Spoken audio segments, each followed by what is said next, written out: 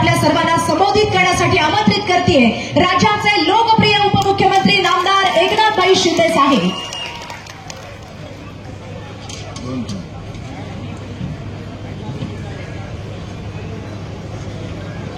छत्रपती शिवाजी महाराज की, धर्मवीर छत्रपती संभाजी महाराज की, भारत रत्न डॉक्टर बाबासाहेब आंबेडकरांचा, भारत रत्न डॉक्टर बाबासाहेब आंबेडकरांचा। आज महामानव भारत रत्न डॉक्टर बाबासाहेब आंबेडकर यांच्या पूर्णाकृती पुतळ्याचं अनावरण या ठिकाणी झालंय। यासाठी मी तमाम भीमसैनिक, शिवसैनिक, सर्व बाबासाहेबांचे अनुयायी यांचं मनापासून स्वागत करतो, मनापासून आपल्याला शुभेच्छा देतो। आज या प्रसंगी उपस्थित पालकमंत्री आणि ग्रामविकास मंत्री आमचे सहकारी जयकुमार गोरेजी, साताऱ्याचे पालकमंत्री शंभूराज देसाई या ठिकाणी उपस्थित, ज्यांच्या प्रयत्नातून हे स्मारक आणि भव्य दिव्य असा बाबासाहेबांचा पुतळा उभा झाला, ते आपले शहाजी बापू पाटील,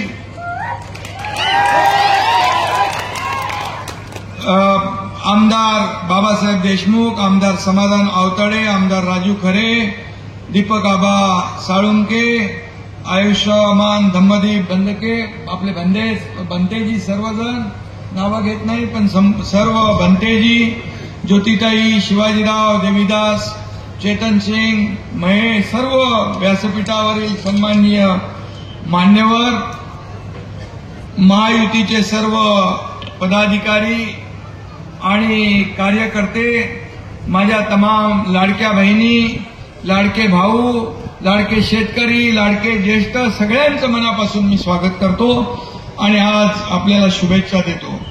खरं म्हणजे बाबासाहेबांच्या पुतळ्याचं अनावरण झालं, स्मारकाचं अनावरण झालं, त्यापूर्वी मी आणखी एका सर्वसामान्य लोकांना जीवदान देणाऱ्या महाआरोग्य शिबिराला देखील भेट देऊन आलो।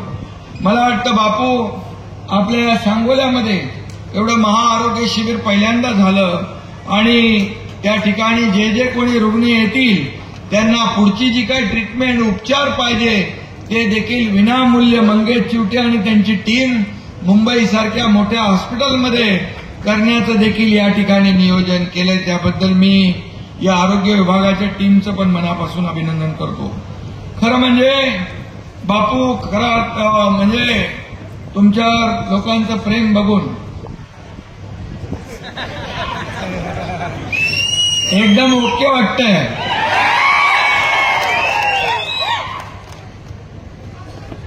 सांगोलेकरांचे शब्द आभार कुठल्या शब्दात मानू मी या ठिकाणी, आणि अरे बस बा, आणि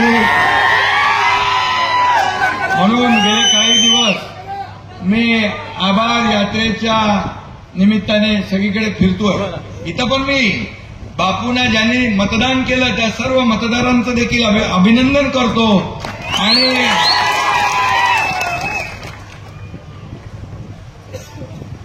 आभार तर मानलेच पाहिजे। आणि सांगोल्यात शहाजी बापूंना यश आलं नसलं तरी तेच तुमच्या हृदयातले नेते आहेत हे मला माहीत आहे।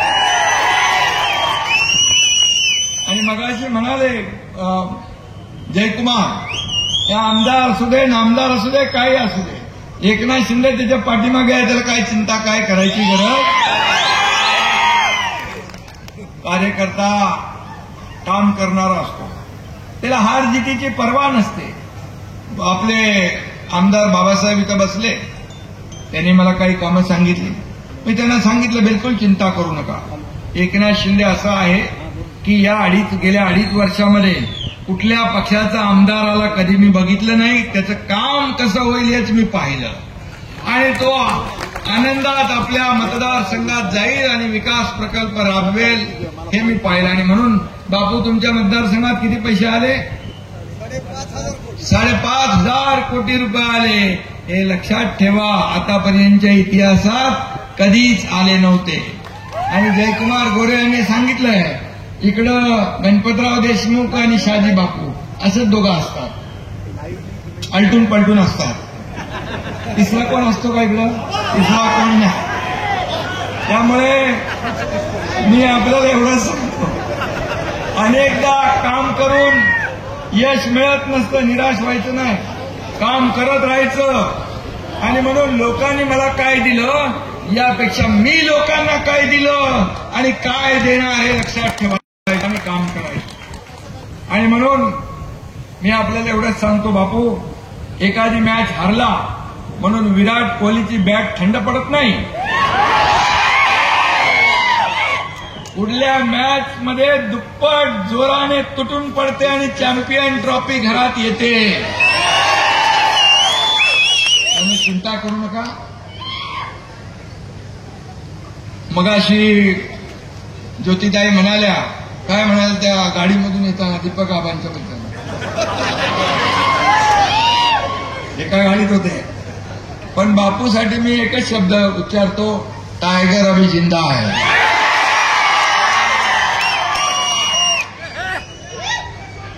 अरे त्याला काय वाऱ्यावर सोडणार नाही मी. हाथ बढ़ाकर आसमां छू लेंगे हम अपनी हार को जीत में भी बदल देंगे हम. आणि म्हणून काळजी करू नका. आपले बापू स्पष्ट वक्ते आहे, बोलून टाकतात, मनातलं भडाभड भडाभड, मोकळ्या मनाचं आहे, ढोकळ्या मनाचं आहे, मनात काय ठेवत नाही. आणि मागे लोकसभा निवडणुकीनंतर त्यांनी भर सभेत काय म्हटलं आपल्याला आठवत आहे. बापू म्हणाले होते, ज्यांनी पाणी अडवण्याचं काम केलं त्यांना तुम्ही लोकसभेत पाठवलं आणि ज्यांनी तुम्हाला पाणी दिलं त्यांना तुम्ही घरी बसवलं. बरोबर ना? मोकळ्या मनाने बोलणारा माणूस आहे. आणि सांगोला दुष्काळ मुक्त करण्यासाठी बापूंनी खूप प्रयत्न केले. मी मुख्यमंत्री होतो त्यावेळी बापू जेव्हा जेव्हा मला भेटले तेव्हा त्यांच्या डोळ्यात फक्त आणि फक्त सांगोल्यासाठी पाणीच होतं. सांगोल्याचं पाणी, सांगोल्याला कसं. आणि म्हणून सांगोलाच नाही, मंडपाबाहेर लोक उन्हात उभे आहेत, त्यांनी आतमध्ये या, पोलिसांनी त्यांना सहकार्य करावं. आतमध्ये इकडे जागा आहे, मधल्या पॅसेजमध्ये तिकडे जागा आहे, पोलिसांनी सहकार्य करून त्यांना आतमध्ये सोडावं. उन्हामध्ये ते उभे आहेत, ऊन जोरात आहे. आणि म्हणून या ठिकाणी हे जे काय सभा झाली आहे आपली, आज सभा या ठिकाणी आलेला प्रत्येक जण बाबासाहेबांच्या प्रेमापोटी या ठिकाणी या स्मारकाचं दर्शन घेण्यासाठी आला आहे. आणि म्हणून त्यांचंही मनापासून मी मगाशी स्वागत केलेलं आहे. पण विदर्भ, मराठवाडा आणि राज्यातल्या सगळ्या दुष्काळग्रस्त भागांना पाणी देण्याचं, त्यांचं सिंचन वाढवण्याचं काम आम्ही केलं. मला आठवत आहे की मी आणि देवेंद्रजींनी पहिल्यांदा शपथ घेतली त्यावेळेस आम्ही पहिला विषय घेतला तो दुष्काळग्रस्त भागातल्या लोकांना पाणी देण्याचा, त्यांचं सिंचन वाढवण्याचा. मला आठवतंय महाविकास आघाडी सरकारमध्ये मी होतो, 2.5 वर्षात जयकुमारजी फक्त 4 सुप्रमा दिल्या आणि मी मुख्यमंत्री होतो, देवेंद्रजी, अजितदादा आमच्या टीममध्ये 150 सुप्रमा दिल्या. 150 सुप्रमा, सुधारित प्रशासकीय मान्यता. आणि म्हणून जेव्हा जेव्हा या ठिकाणी पाण्याचा प्रश्न येतो त्यावेळेस बापूंनी त्याचा पाठपुरावा केला. आणि परवाच मंत्रिमंडळात देखील म्हैसाळ उपसा सिंचन योजनेसाठी सौर ऊर्जा प्रकल्प उभारण्यासाठी 1,500 कोटीला देखील मान्यता आपल्या सरकारने दिली आहे.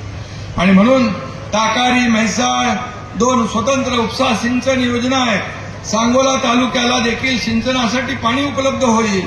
आणि म्हणून माझ्या मुख्यमंत्री काळात सांगोल्याला स्वर्गीय बाळासाहेब ठाकरे उपसा सिंचन प्रकल्पाच्या 883 कोटी 78 लाखाच्या कामांना आपण मान्यता दिली, हे मला आठवतं.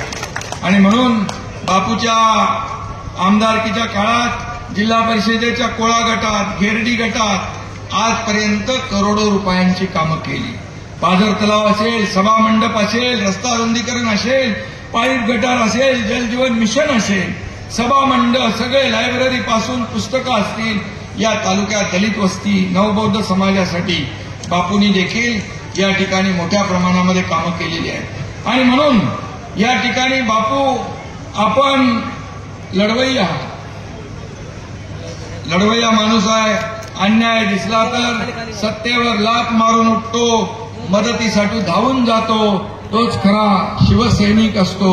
हे बाळासाहेबांचं मंत्र दिलेला, बाळासाहेबांचा जो 86% समाजकारण, 20% राजकारण, या त्यांच्या मूल मंत्रावर आम्ही चालतो आहे.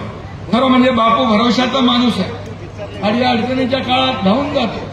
आणि म्हणून खरोखर सांगतो, आम्ही जेव्हा उठाव केला, शंभूराजित आहेत, आम्ही जेव्हा उठाव केला तेव्हा पहिल्या दिवसापासून बापू माझ्या बाजूला खांद्याला खांदा लावून पहाडासारखा उभा होता.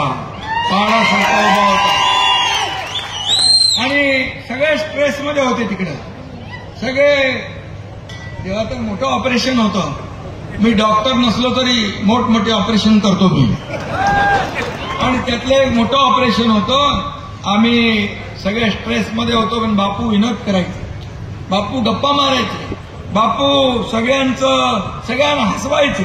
अख्ख्या गुवाहाटीमधला पर्यटन व्यवसाय वाढून डबल नाही चौपट केला बापूच्यामुळे झाला. काय ती झाडी, काय ते डोंगर, बापूचा डायलॉग हा फेमस आहे. आणि मी काही रिअल इस्टेट आपले बिल्डर आहेत ना, त्यांच्या जाहिरातीमध्ये पण बघितलं ते. मला बापूला माहित नाही, बिना रॉयल्टीचं लावलेलं दिसते. आणि म्हणून या ठिकाणी बापू एक मजेदार कार्यकर्ता आहे. लोकांना सुखदुःखामध्ये धावून जाणार आहे. आणि आपल्या लाडक्या शहाजी बापूंनी एकदा ठरवलं, मग हातातलं काम पूर्ण, घेतलेलं काम पूर्ण केल्याशिवाय बापू स्वस्थ बसत नाही, थांबत नाही, अशी बापूंची ख्याती आहे. आणि म्हणून या ठिकाणी बापूंनी अनेक विकास कामं केली. मी देखील निधीसाठी कधी हात आकडता घेतला नाही. त्यावेळेचं मला माहित आहे, माझ्याकडे आलेला प्रत्येक माणूस माझ्या त्याच्या कागदावर मी सही केल्याशिवाय त्याला पाठवत नव्हतो. आणि तो अर्ज पुढे कुठे गेलाय, कुठल्या डिपार्टमेंटला गेलाय, याचा फॉलोअप देखील आमच्या डिपार्टमेंट मुख्यमंत्री सीएमओ घेत होतो. आणि अशा प्रकारे आमची टीम, मी आणि देवेंद्रजी पहिले सुरुवातीला होतो, नंतर अजितदादा आले, आणि एक टीम म्हणून आम्ही काम केलं. आणि मला आठवत आहे की 2.5 वर्ष आम्ही पायाला भिंगरी लावून या महाराष्ट्रामध्ये फिरलो. आणि त्यामुळेच या ठिकाणी झालेल्या विधानसभेच्या निवडणुकीमध्ये लोकांनी कामाची पोचपावती दिली, दैदिप्यमान विजय दिला. आणि लँडस्लाईड मॅन्डेट एवढं कधी महाराष्ट्राच्या इतिहासामध्ये 232 का आपले किती 232 आमदार आले. ही किमया तुम्ही मतदारांनी केलेली आहे. आणि म्हणून तुमचे मी आभार मानतो. खरं म्हणजे गतिमान सरकार आणि विकास काय असतो त्याचे सगळे विक्रम आम्ही त्या काळामध्ये मोडले. आणि म्हणून मी आज बघा सीएम होतो त्यावेळेस, आणि आता देवेंद्रजी मुख्यमंत्री आहेत. मला सीएम मी होतो त्यावेळेस लोक म्हणायचे चीफ मिनिस्टर, मी म्हणायचो सगळ्यांना सीएम म्हणजे कॉमन मॅन. आता देवेंद्रजी मुख्यमंत्री आहेत, मी डीसीएम आहे. आता मी म्हणतो डीसीएम म्हणजे डेडिकेटेड टू कॉमन मॅन, सर्वसामान्य माणसाला समर्पित. कारण सर्वसामान्य माणसाची नाळ तुटता कामा नये. आपण जमिनीवरचे कार्यकर्ते आहोत. आपण खरं म्हणजे सर्वसामान्यांमधले कार्यकर्ते आहोत. आणि म्हणून पण मी पदावर खाली होतात, सत्ता येते, सत्ता जाते, पुन्हा येते, पद येतात, जातात, पुन्हा येतात. परंतु मी आपल्याला सांगतो, मला या महाराष्ट्रातल्या करोडो लाडक्या बहिणींचा लाडका भाऊ ही ओळख जी मिळाली ती सगळ्या पदांपेक्षा मोठी आहे. आणि हे मी माझं भाग्य समजतो. आणि म्हणून मी आपल्याला एवढंच सांगतो, खुर्च्या बदलल्या, मन बदलली नाहीत, इरादेही बदललेले नाहीत. दिल वही, इरादे वही और हौसले भी वही आहे. आणि म्हणून आमची टीम जी काम करते आहे ती टीम अधिक वेगाने, या पुढचं जे काही विकासाचं काम आहे ते आम्ही करून दाखवणार आहोत. कारण आमचं असं आहे, प्राण जाय पर वचन न जाय. आम्ही असं म्हणणार नाही प्रिंटिंग मिस्टेक झाली. माझ्या लाडक्या बहिणींना मी सांगून ठेवतो की तुम्हाला किती विरोधकांनी सांगितलं तरी सुद्धा लाडकी बहीण योजना कधीही बंद होणार नाही. आणि लाडके भाऊ, लाडके शेतकरी, ज्या ज्या योजना आम्ही केल्या त्या योजना, कुठलीही योजना आम्ही बंद करणार नाही. फक्त आम्हाला थोडा थोडा अवधी, मी जेव्हा म्हणायचो तुम्ही सरकारची ताकद वाढवा, राज्याची ताकद वाढवा, तुम्हाला जे जे आम्ही बोललोय ते नक्की देणार. कारण राज्य महाराष्ट्र हे पुरोगामी राज्य आहे, महाराष्ट्र हे प्रगत राज्य आहे. या महाराष्ट्राला आदरणीय प्रधानमंत्री मोदीजींची पण साथ आहे, पाठिंबा आहे. आणि त्या आपल्या महाराष्ट्राची आर्थिक परिस्थिती जी आहे ही सगळ्या देशभरामध्ये नंबर 1 ची आहे. आणि म्हणून थोडीफार काटकसर कसरत होईल, परंतु आपल्याला सांगतो की कुठली योजना, कुठल्या आम्ही जे आश्वासनं दिली टप्प्याटप्प्याने आम्ही पूर्ण केल्याशिवाय राहणार नाही. आम्ही प्रिंटिंग मिस्टेक म्हणणार नाही. नाही तर पूर्वीच्या काळात एकदा वीज बिल माफ केलं, निवडणुका जिंकल्यानंतर पुन्हा विजेची बिलं दिली. आता आपण झिरो बिल दिलंय, झिरो बिलला तर पैसे नाही दिले, आपण पुन्हा नवीन बिल पाठवलं नाही, झिरोच ठेवलंय. त्यामुळे हे महायुतीचं सरकार जे आहे, हे महायुतीचं सरकार दिलेला शब्द पाळणार आहे, वचनाला जागणार आहे. आणि म्हणून मगाशी मी एवढंच सांगतो की आज बाबासाहेबांचं स्मरण आपण करतोय. मगाशी उदाहरण सांगितलं की ज्योतिताईंनी बाबासाहेबांच्यामुळे सर्वसामान्य घरातला, परिवारातला एक व्यक्ती या देशाचा प्रधानमंत्री होतो, सर्वसामान्य शेतकऱ्याचा मुलगा या राज्याचा मुख्यमंत्री होतो. हे केवळ आणि केवळ बाबासाहेबांच्याच घटनेने दिलेल्या अधिकारामुळे. आज हे मंत्री झालेत, खासदार, आमदार होतात, सर्वसामान्य कुटुंबातल्या लोकांनी लोकप्रतिनिधी होणं हे काय गुन्हा आहे? फक्त सोन्याचा चमचा घेऊन जन्माला आलेल्या लोकांनी मुख्यमंत्री व्हायचं, उपमुख्यमंत्री व्हायचं, मंत्री व्हायचं असं काही लिखापडी आहे? आणि म्हणून आम्ही सोन्याचा चमचा घेऊन जन्माला आलो नसलो तरी सुद्धा सर्वसामान्यांच्या आयुष्यामध्ये सोन्याचे दिवस आणण्यासाठी आमचा जन्म झालेला आहे. आणि म्हणून मी आपल्याला एवढंच सांगतो, काही लोक संविधानाची कोरी वही दाखवून फेसबुक लाईव्ह करून कारभार करता येत नाही, तो खोटारडेपणा लोकसभेमध्ये केला, फेक नॅरेटिव्ह पसरवलं, सगळ्यांनी मंत्रिमंडळाचं वाटप करून घेतलं, कोणाला कुठलं खातं, कोणाला काय 5 स्टार हॉटेलला बुक केली, आपल्याला सगळ्यांना माहित आहे. परंतु माझ्या लाडक्या भावांनी, लाडक्या बहिणींनी, लाडक्या शेतकऱ्यांनी त्यांची सगळी बुकिंग रद्द करून टाकली आणि महायुतीचं सरकार या ठिकाणी आणलं. आणि म्हणून काही लोक बंगल्यात बसून फेसबुक म्हणजे FB खेळत बसतात, त्यात काही जात नाही, बसल्या बसल्या टाइमपास. FB म्हणजे काय? फुकट बाबूराव. मी सुद्धा FB आहे, पण महाराष्ट्राचा फेवरेट ब्रदर, लाडका भाऊ, फरक आहे, फरक बघा.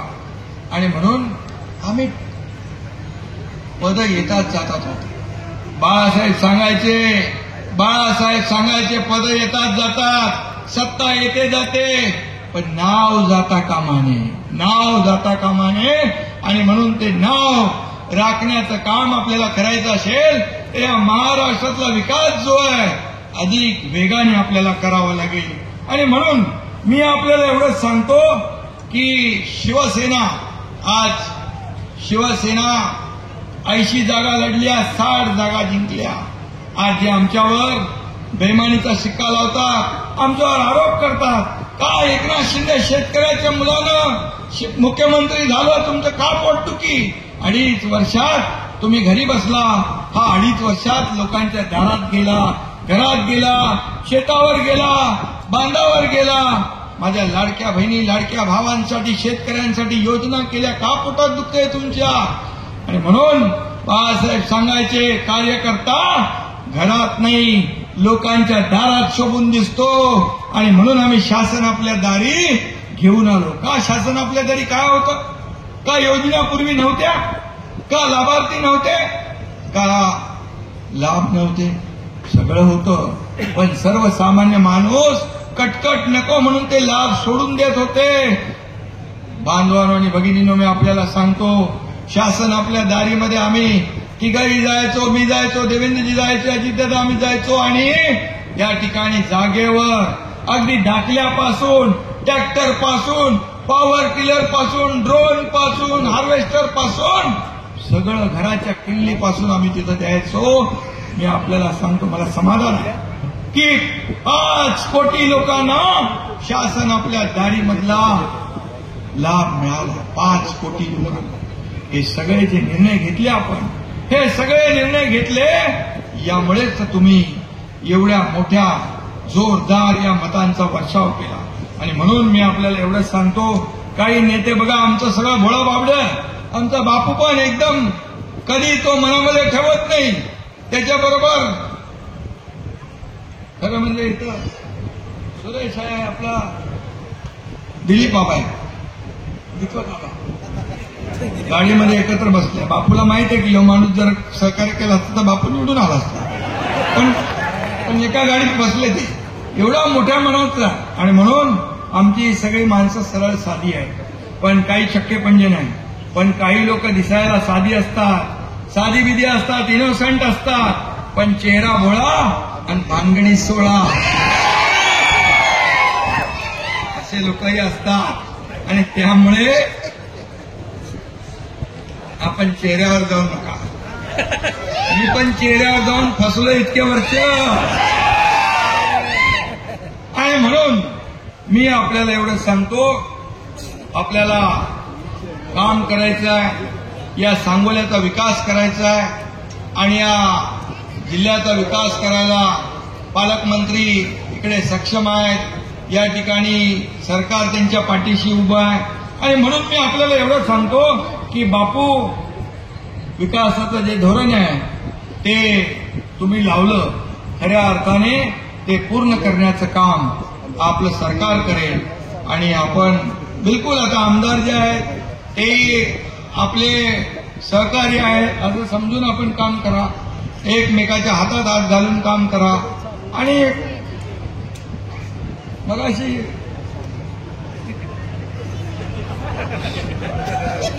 जयकुमारने सांगितलेलं आहे, तिकडे 2च लोक असतात, तिसरं येत नाही.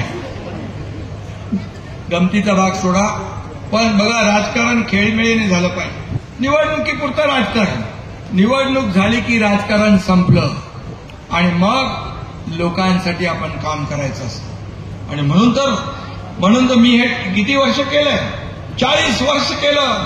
म्हणून तर मी एक शाखा प्रमुख, ते राज्याचा मुख्यमंत्री होऊ शकलो, ही भूमिका ठेवली म्हणून.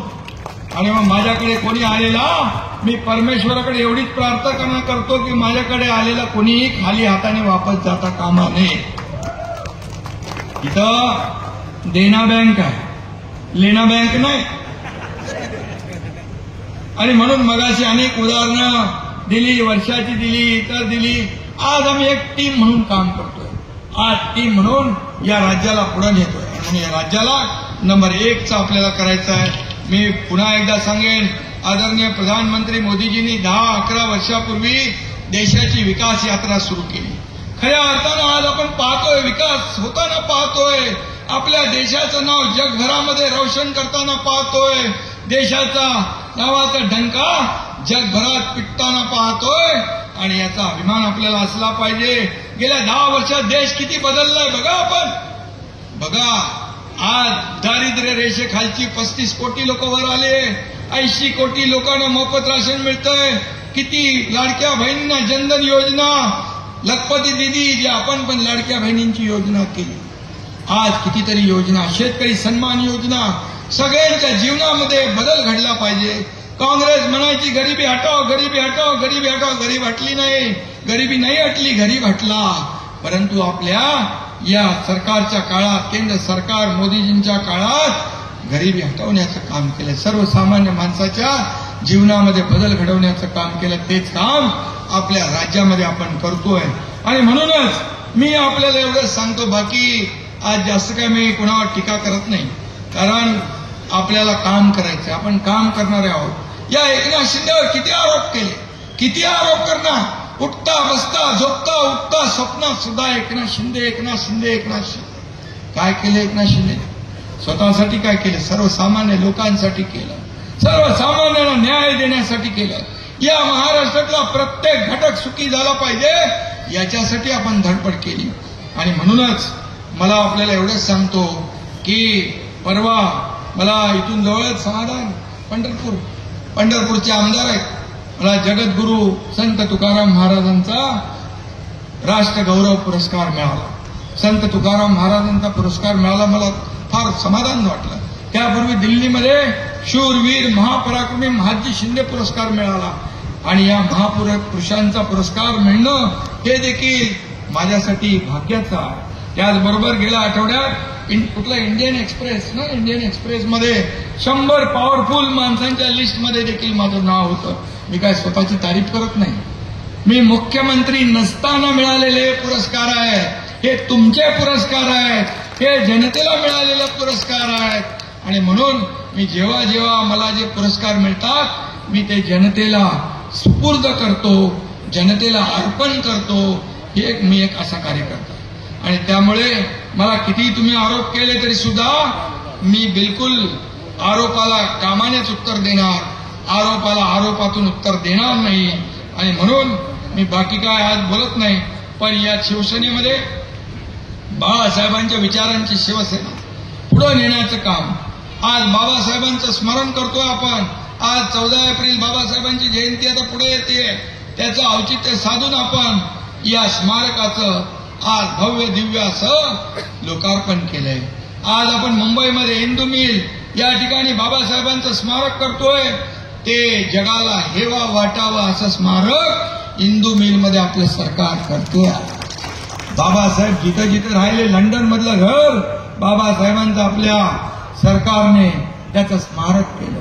बाबासाहेबांचं जिथं जिथं पाऊल खुणा आहे, बाबासाहेबांच्या जिथं जिथं बाबासाहेब गेले, बाबासाहेबांच्या त्या आठवणी जिवंत करण्याचं काम, त्याचं स्मारकात रूपांतर करण्याचं काम आपल्या सरकारने केलं. बाबासाहेबांना किती लोकांनी त्रास दिला आपल्याला माहित आहे. जे बाबासाहेबांचं संविधान म्हणून संविधान खतरे में म्हणणारे, बाबासाहेबांना निवडणुकीमध्ये पराभूत करणारे हेच लोक होते. बाबासाहेब देखील म्हणायचे काँग्रेसचे जळकं घर आहे, सावध राहा. बाबासाहेबांचं स्मारक, बाबासाहेबांच्या आठवणी, बाबासाहेबांचं जे काही म्हणजे मोठेपण आहे ते मोठेपण बाबासाहेबांनी घटना लिहिली. अनेक देशाच्या घटनांचा अभ्यास करून बाबासाहेबांनी सर्वोत्कृष्ट घटना आपल्या देशाची लिहिली. आणि त्याचा आदर्श घेऊन आज केंद्र सरकार काम करतंय, मोदीजी काम करतायत, इथं आपलं महायुतीचं सरकार काम करतंय. बाबासाहेबांच्या आदर्शावर आपण चालतोय. म्हणूनच सर्वसामान्य माणूस, दलित, शोषित, पीडित हा मुख्य प्रवाहामध्ये आला पाहिजे, त्याला न्याय मिळाला पाहिजे, त्याचं जीवन बदललं पाहिजे, त्याच्या आयुष्यामध्ये चांगले सोन्याचे दिवस आले पाहिजे. हे काम आपण करतोय. आणि म्हणून हे राज्य आता सगळ्या क्षेत्रात पुढे आहे, 1 नंबरला. आता मध्ये मी जेव्हा दावोसला गेलो तेव्हा 2 वेळा 7.5-8 लाख कोटी रुपयाची आपण इन्व्हेस्टमेंट आणली. आता देवेंद्रजी गेले 15 लाख कोटीची इन्व्हेस्टमेंट आणली. 25 ते 26 लाख कोटी, 25 ते 26 लाख लोकांना रोजगार मिळतोय. परवा आम्ही मुंबईमध्ये केले. खूप मोठ्या प्रमाणात लोक येत आहेत. आपल्या राज्यामध्ये इंडस्ट्री फ्रेंडली स्टेट झालेला आहे. आपल्या राज्यामध्ये उद्योग आले तर तुम्हाला नोकऱ्या मिळणार. तर एमआयडीसी आहे की नाही? एमआयडीसी बापू आपल्या इकडं जर तुम्ही जागा दिली तर उद्योग मंत्र्यांना मी सांगेन की एमआयडीसी देखील आपल्या इथे झाली पाहिजे. पालकमंत्री महोदय आपण पाठपुरावा करा, आमदार आहेत. आणि म्हणून बापू या ठिकाणी आपलं हे सरकार जे आहे रिझन देणारं नाही, ऑन द स्पॉट डिसिजन घेणारं सरकार आहे. रिझन देणारं नाही, ऑन द स्पॉट डिसिजन घेणारं आहे. आणि म्हणून मी आपल्याला एवढंच सांगतो आमच्या लाडक्या बहिणी, लाडके भाऊ, लाडके शेतकरी, लाडके ज्येष्ठ या सगळ्यांचं मनापासून मी अभिनंदन करतो. आणि पुन्हा एकदा एवढंच मी सांगतो की शहाजी बापू, आपण जरी पराभूत झाला असाल तरी जबाबदारी आपली संपलेली नाही. बघा लोकांमध्ये किती तुमच्याबद्दल क्रेज आहे. मी रस्त्यावर येताना पाहिलं तुमच्याबद्दल किती क्रेज आहे लोकांच्या मनामध्ये. खरी लढाई तर आता सुरू झालेली आहे आणि त्यामुळे मी आपल्याला सांगतो, तुम्हाला इथं आता पक्ष म्हणून मी सांगतो, शिवसेना वाढीचं काम तुम्ही करताय. गाव तिथे शिवसेना, घर तिथे शिवसैनिक, या सगळ्या गोष्टी आपण करतो. आता महायुती आहे, आपलं महायुतीचं हे व्यासपीठ आहे आणि म्हणून महायुती मजबूत करण्यासाठी येणाऱ्या प्रत्येक निवडणुका आपल्याला जिंकायची आहे. आणि म्हणून त्यासाठी एवढंच सांगतो, बापूंना देखील मी असं मोकळं ठेवणार नाही. बापूला देखील जबाबदारी देईन आणि त्यासाठी मी आपल्याला पुन्हा एकदा, आपण एक मोठं पुण्याचं काम आज केलं. बाबासाहेबांचं स्मारक इथं मला आल्यानंतर कळलं की त्यावेळी मुख्यमंत्री असताना 2 कोटी रुपये पुतळ्याला मग सांगितलं. मला तर आठवतही नाही, कारण मी कधी काम बघितलं नाही. कुठलं काम आहे बाबा, हे काम आहे कसं, आणि कुठल्याही ह्याच्यावर मी कधीही कुणाला किती पैसे दिले फक्त विकासासाठी देतोय एवढी जाणीव मला होती. माझं या हाताला दिलेलं या हाताला कधी कळू दिलं नाही. मी आपल्याला सांगतो, महाविकास आघाडीच्या काळात 2.5 वर्षात 3 कोटी रुपये दिले होते. या एकनाथ शिंदे जे मुख्यमंत्री असताना 2.5 वर्षात 450 कोटी मुख्यमंत्री सहायता निधी दिले आणि जवळपास 60 ते 70 हजार लोकांचा जीव वाचवण्याचं काम केलं. हे पुण्याचं काम. शिबिराचं देखील आयोजन आज या ठिकाणी झालं आणि म्हणून मी पुन्हा एकदा आपल्याला मनापासून धन्यवाद देतो. इथे एक चिठ्ठी आलेली आहे की बाबासाहेब आंबेडकर स्मारकास आणखी 50 लाख रुपये बापूंची मागणी आहे. काय 50 लाख रुपये पाहिजे? 50 लाख रुपये बाबासाहेबांनी तर आपल्याला पैसे दिले. बाबासाहेबांच्यामुळे तर आपण सरकार चालवतोय. त्यामुळे 50 लाख रुपये तुम्हाला आत्ता तुम्हाला इथून विमानात बसेपर्यंत तुमच्याकडे ऑर्डर येईल. 50 लाख रुपये.